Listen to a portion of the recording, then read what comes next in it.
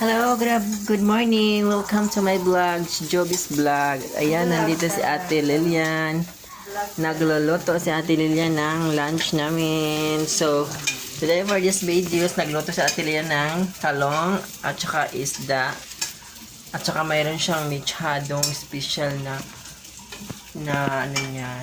luto. Mechadong baboy kasi dapat yan beef kasi mas masarap ang beef kaysa baboy niluto. So dahil hindi nga ako kumakain ng baboy, ay ng baka, kaya pork ang ginawa namin para makakain naman ako. Talaga sa iyo. Kung ba talaga pork? Talaga. Ay, hindi naman pala talaga para sa akin, para naman sa bisita talaga yan. So, ayun, binuking niya ako, so wala tayong mga gawa dyan. Ayan na ang mechado ni Ate Lilian.